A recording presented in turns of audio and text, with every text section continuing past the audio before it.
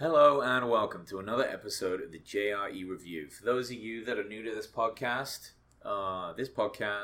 is a review of the week of the Joe Rogan Experience. So I take a look at all the episodes that I enjoyed the most, ones that really stood out, and do a podcast where I talk about just some of the main points in a sense, kind of like bullet point it. And often I have guests on that are fans of Rogan and enjoyed particular parts of specific podcasts, and we'll talk about it and get into other things on a bigger scale, like how this podcast over the years has helped possibly improve their lives or motivate them in some way. I have no affiliation with the Joe Rogan podcast at all.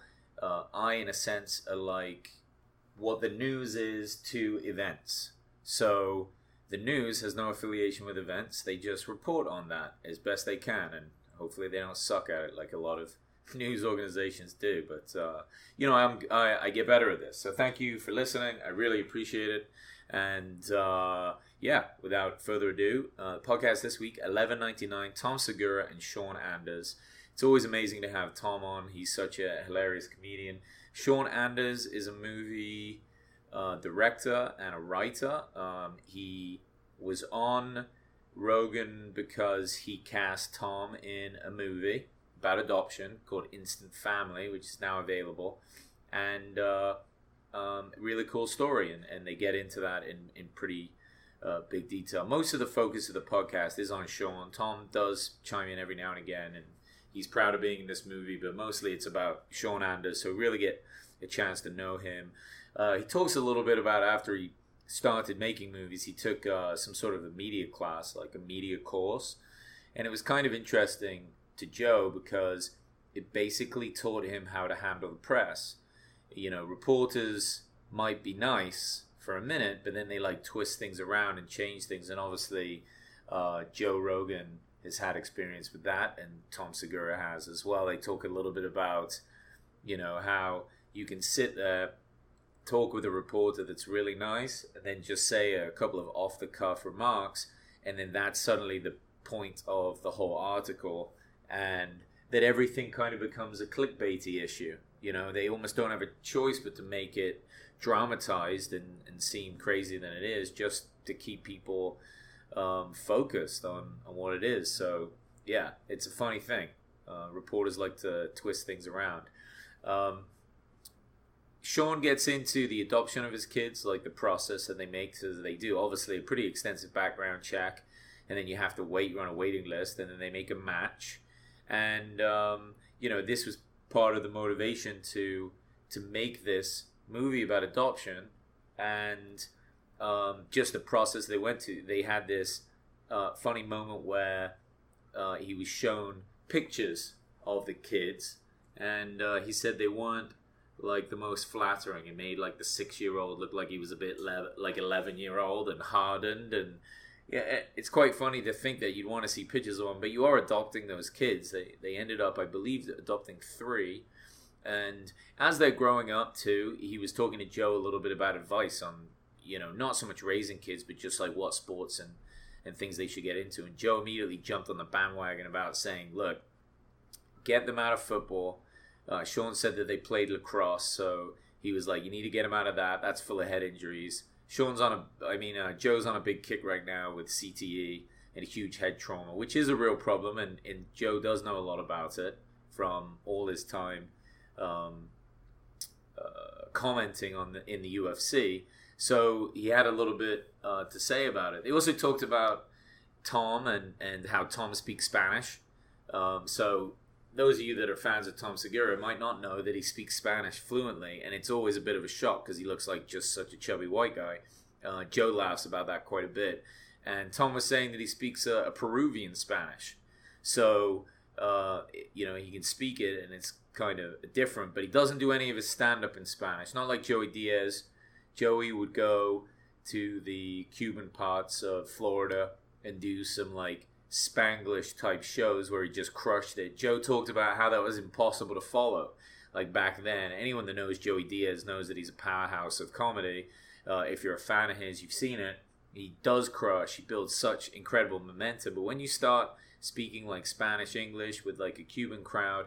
Any white guy that goes on after that is going to lose them completely. They talk some more about their stand-up and how putting the cell phones in bags sounds like a good idea because people like to film the sets. So if you've ever gone to stand-up comedy, some comedians now require you to put your phone in a bag that like has a lock on it almost, and you have to leave the auditorium, get it unlocked in order to use it. The issue is there's problems both ways. One, you need a service that can come and do that for you. People really hate it. Like, they absolutely hate it. And people are still, like, coming and going a lot. So even though Joe did this for a while, he's kind of dropped that idea. I don't know if Tom uses it. But people just want to check their phones and they want to film everything. It's just kind of how it goes. Dave Chappelle, I know, uses this service a lot.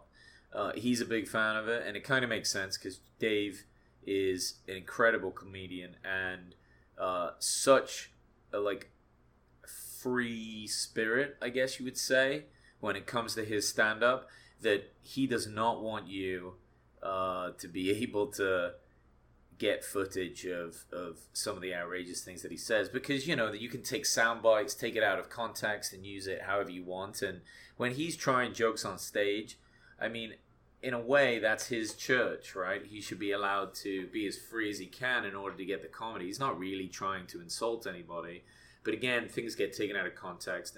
And also filming everything, it's like that's all anyone wants to do. Like, you become like your own little TMZ person where you're just filming every type of event that's happening in your life. It's it gets annoying for these comedians that are trying to make a show out of it, and it really does throw them off. I really don't know. I've been to some places. I went to Colorado and watched comedy there, and they required you to put the phone in the bag. It was a bit of a pain in the ass because I wanted to leave the show kind of early. So I got past everybody, got outside, and there was no one there to like unhook my phone. So it just became a bit of an issue. So I don't know how I feel about it. But I do appreciate when performers don't want that sort of thing being shown. Anyway, back to Sean's new movie, which is called Instant Family. It sounds like a real tearjerker because it changes these kids' lives. Adoption, I don't have any experience with it, but I can imagine if you were brought up in the foster care or adoption type world, that, you know, what are your connections for love and family and just even the understanding for anyone caring about you at all? So to be able to come into that life and have everything just change around and people be, you know, caring about you and seeing them as your parents, it's so important, and it's such a shame that so many kids don't get this opportunity. One of the things that Joe talked about, which I thought was a really nice thing to go back on, is on his Instagram. And if you follow Joe on Instagram, if you don't follow him, he has a great Instagram.